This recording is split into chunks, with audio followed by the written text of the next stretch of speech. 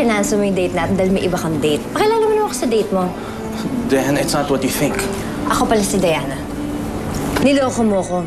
Ginamit mo si Kintin pa. Diana? So kasabot ka pa ni Josh sa pambabae niya. Diana, anong pinagsasabi mo? Christine is my sister.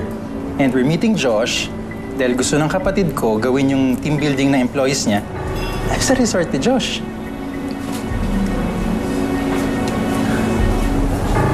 Hi, I'm Christine. Sorry.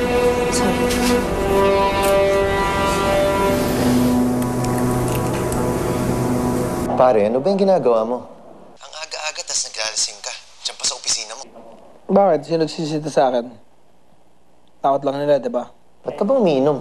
Ano bang problema? Yung kumpanya. Nag-aaway na naman kayo ng mama mo. Parang alam ko na. Si Diana, no?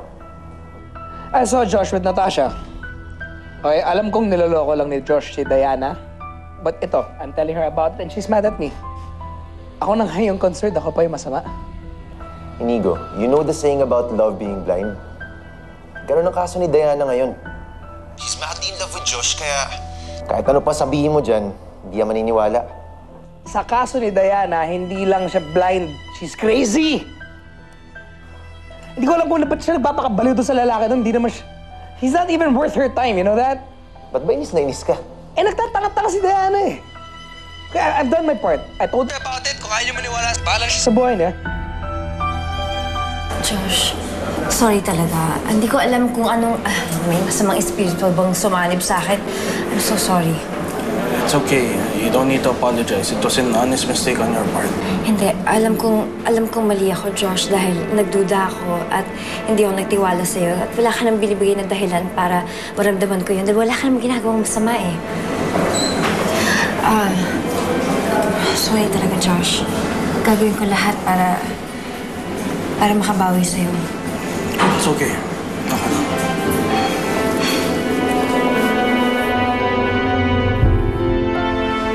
Yung pinagtatalunan nyo ni Third kanina. Napansin niya kasi na iniiwasan ko siya eh. Ikaw naman kasi, hindi mo nalang hiwalayan. Kung di mo mamahal, ba't mo kasi jowa yung tao? It's not that easy, Bernadette. It's way too complicated. Aminin mo sa akin, Sisa. Mahal mo pa rin si Josh, di ba? Hay nako, kung ako sa'yo, makikipagkita ako sa kanya, tapos sasabihin ko sa kanya kung anong totoong nararamdaman ko.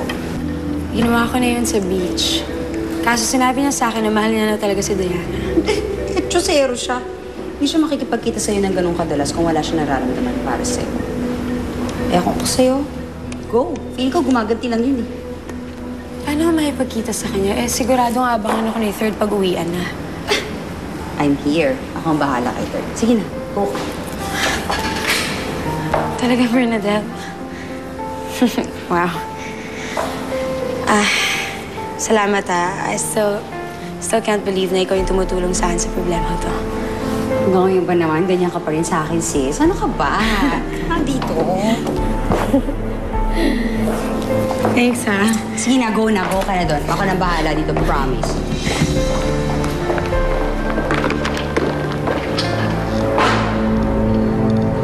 Beautiful life again, huh?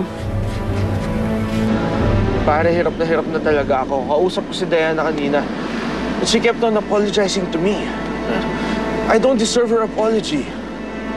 Bakit ka nagigilty? It's not like you're cheating on her. Hindi nga ako nang dadaya with Natasha, pero nakukonsensya ako dahil tinatago ko kay Diana na nagkikita kami ni Natasha. So, sasabihin mo na kay Diana?